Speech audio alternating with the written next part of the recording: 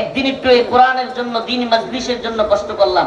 হাদিসের মধ্যে আসছে সুবহানাল্লাহ, যারা কোরআনের মজলিসে অন্য ভাইকে কথা শুনবার সুযোগ করে দেয় আল্লাহ পাক তাদেরকে জান্নাতে জায়গা বাড়ায়া দেয়।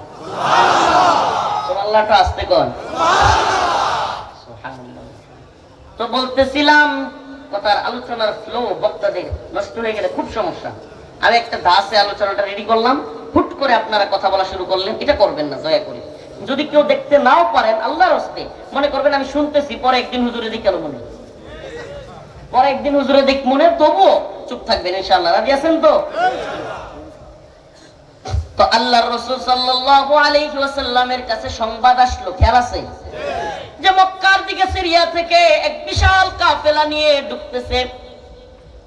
এই ঘটনাটা কেন বলতেছি, আজকে আমার এই আয়াতের আলোচনার সাথে সম্পৃক্ত আরেকটা বিশেষ ইন্টারেস্টিং বিষয় আছে। সেটা হলো, আমাকে যখন আমার বাড়ি থেকে নেত্রকোনা থেকে র‍্যাব 1 উত্তরায় নিয়ে আসে দইরা, রাতের অন্ধকারে কালো কাপড় টাপড় লাগাইয়া পিছনে হাতটা ইয়া কইরা, মানে শীর্ষ এক সন্ত্রাসী আমরা, বুঝলেন ভাই?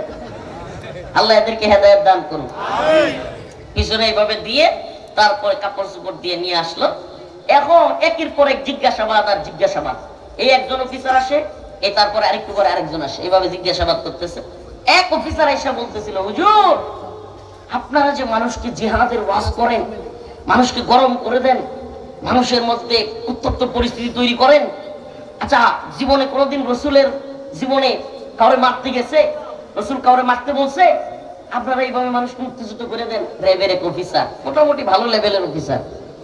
তো আমি চিন্তা করলাম আসলে সমস্যাটা কি জানেন, ওখানে ওদের সামনে কথা বলতে গেলে বা তর্ক ধরতে গেলেই আঘাত করে।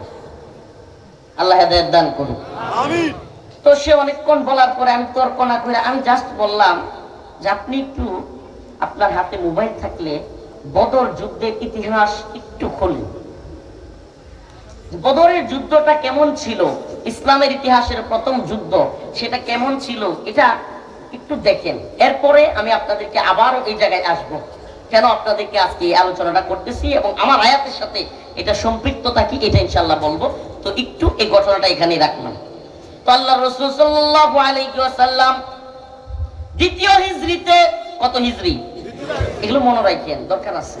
মুসলমানরা এখন আমাদের বিপ্লবের কথা, ইতিহাসের কথা, বিজয়ের কথা সেগুলো জানে না, সেগুলো বলে না।